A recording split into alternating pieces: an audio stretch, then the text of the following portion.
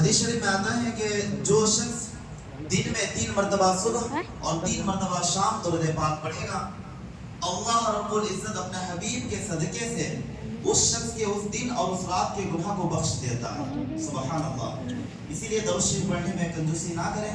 آئیے ہم اور آپ مل کر ایک مرتبہ پھر باؤ سے بلند درود شریف پڑھیے اللہم صلی علی سیدنا شفیعنا حبیبنا نبینا مولانا محمد بارک وسلم صلاۃ و سلام علیک یا رسول اللہ صلی اللہ تعالی علیہ وسلم۔ ہم سبوں کو معلوم ہی ہے کہ میلاد کا مہینہ چل رہا ہے، اور یہ میلاد ایک ایسا میلاد تھا، 1500 سالہ میلاد، یادگار میلاد ہے۔ یہ میلاد میں ہمیں بہت ساری چیزیں ملی جو حاصل کیے، ماشاءاللہ بہت خوش قسمت ہے۔ اب آئیے میں قرآن کریم کے ایک آیت آپ کے سامنے پیش کیا ہوں۔ اینما تکونوا یدرککم الموت ولو کنتم فی بروج مشیدہ۔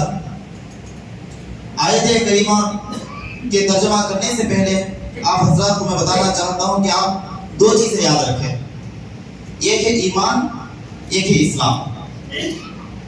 حالانکہ ہم سب اپنے آپ کو کہتے ہیں مسلمان، ٹوپی لگا لیے، داڑھی رکھ لیے، ماشاءاللہ سنت ادا کر لیے، تو ہم سب اپنے ٹائٹل میں کیا لگاتے ہیں کہ ہم مسلمان ہیں۔ اب مسلمان ہونے کے لیے 2 چیزوں کا ہونا ضروری ہے۔ کیا کیا؟ ایک ہے ایمان اور ایک ہے اسلام۔ اسلام ہونے کے لیے ایمان کا ہونا ضروری ہے، اور ایمان کو سمجھنے کے لیے اسلام یعنی مسلمان ہونا ضروری ہے۔ اب ہم یہ چیز سمجھیں گے کیسے کہ جو مسلمان ہیں ان کے پاس ایمان ہے یا نہیں، یا پھر جن کے پاس ایمان ہے وہ مسلمان ہے یا نہیں، یا اسلام میں داخل ہے یا نہیں۔ آیت کریمہ میں ارشاد فرمایا، کنز الایمان خزائن العرفان میں ترجمہ ہے کہ ہر ایک جاندار کو جن کے اندر جان بستی ہو اسے موت آنی ہے۔ بے شک موت برحق ہے، موت سے کوئی چھٹکارا نہیں پا سکتے، چاہے وہ کہیں بھی رہے، دنیا کی کتنی بھی بڑی عمارتیں بنا لے، اس کے اوپر رہے، یا پہاڑ کی اونچائی میں چلے جائے، آپ جہاں کہیں بھی چلے جائیں، یا زمین کے اندر چھپ جائے، موت آنی ہے۔ موت برحق ہے، موت سے کوئی بچ نہیں سکتا۔ لیکن قرآن کریم میں اور بھی بہت ساری جگہ الگ الگ آیتوں میں ان کی روایتیں ہیں، اور ایک مشہور و معروف آیت ہے، کل نفس ذائقۃ الموت، ہر ایک جاندار کو مرنا ہے، موت کا مزہ چکھنا ہے۔ یعنی بے شک موت برحق ہے، ہم اور آپ بھی اپنی آنکھوں کے سامنے اپنے خاندان سے، رشتہ دار سے، دوست احباب میں سے، یا پھر کوئی دنیا میں آنے سے پہلے ہی انتقال کر گئے۔ ہم نے ایسے بہت ساری چیزیں دیکھی ہیں، لیکن اب دیکھنا یہ ہے کہ مرنے کے بعد کامیاب کون ہے۔ اب آپ یہ سمجھیں کہ انسان تو دنیا میں رہ کر ترقی کرتے ہیں، زندہ رہ کے کامیاب ہوتے ہیں، لیکن مرنے کے بعد پھر کون کامیاب ہوتے ہیں؟ مرنے کے بعد تو ہم کچھ کر نہیں سکتے، نہ روزہ رکھ سکتے ہیں، نہ نماز پڑھ سکتے ہیں، نہ ہی عبادتیں کر سکتے ہیں۔ موت تک ہی ہم جو کچھ کرنا کر سکتے ہیں، مرنے کے بعد ہم کچھ بھی نہیں کر سکتے۔ لیکن قرآن کریم میں یہ بھی ایک آیت کریمہ ارشاد فرمایا، اور وہ آیت کریمہ کہنے سے پہلے ہم مرنے کے بعد نماز جنازہ ادا کرتے ہیں۔ نماز جنازے میں تیسری رکعت میں، تیسری تکبیر میں ہم یہ دعا پڑھتے ہیں، اللہم اغفر لی حینا و میتنا و شاہدنا و غائبنا و صغیرنا و کبیرنا و ذکرنا و انثانا اللہم من احییتہ منا فاحیہ علی الاسلام۔ امید کرتا ہوں آپ میں سے بھی بہت کسی کو یاد ہوں گے، اور یہ بھی امید کرتا ہوں بہت کسی کو یاد نہیں بھی ہوں گے۔ جن کو یاد نہیں ہے ضرور یاد کر لیں، کیونکہ یہ ساری چیزیں سیکھنے سکھانے والی چیز نہیں ہے، بلکہ خود کو یاد رکھنا ہے۔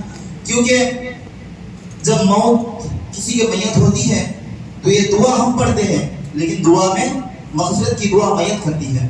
میت کیا عرض کرتی ہے کہ یا اللہ تو بخش دے کسے؟ جو ہم میں سے زندہ ہے۔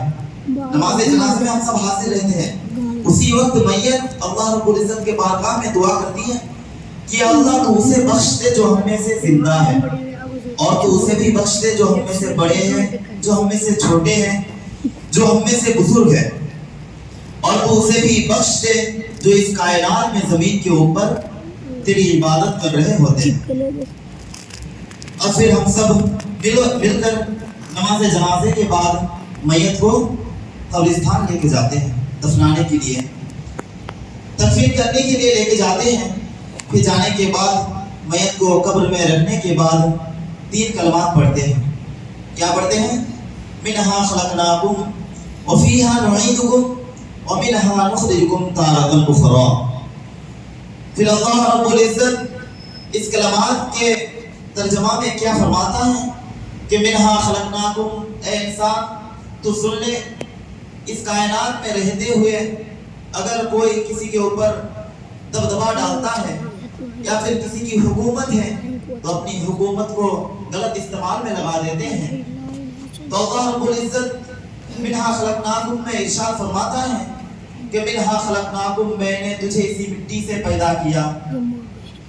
جب ایسے مٹی ڈالتے ہیں تو اللہ رب العزت اسی مٹی کے ذریعے ارشاد فرماتا ہے کہ منہا خلقناکم، میں نے تجھے اسی مٹی سے پیدا کیا، وفیہا نعیدکم، پھر میں نے تجھے اسی مٹی میں ملا دیا۔ اللہ اکبر۔ پھر آخری بار جب ہم مٹی ڈالتے ہیں تو کیا پڑھتے ہیں؟ وَمِنْهَا نُخْرِجُكُمْ تَارَةً أُخْرَى۔ پھر اللہ رب العزت کیا ارشاد فرماتا ہے کہ پھر میں تجھے قیامت کے دن اسی مٹی سے پیدا کروں گا۔ سبحان اللہ۔ فَبِأَيِّ آلَاءِ رَبِّكُمَا تُكَذِّبَانِ، تم میرے رب کے کون کون سی نعمتوں کو جھٹلاؤ گے۔ اللہ کی شان دیکھیں، کتنی بڑی عظمت ہے، اللہ کی کتنی بڑی ذات ہے، کوئی اس کو جھٹلا نہیں سکتا ہے۔ اب آئیے، ایک ہے ایمان، ایک ہے اسلام۔ اب میں کیا عرض کیا؟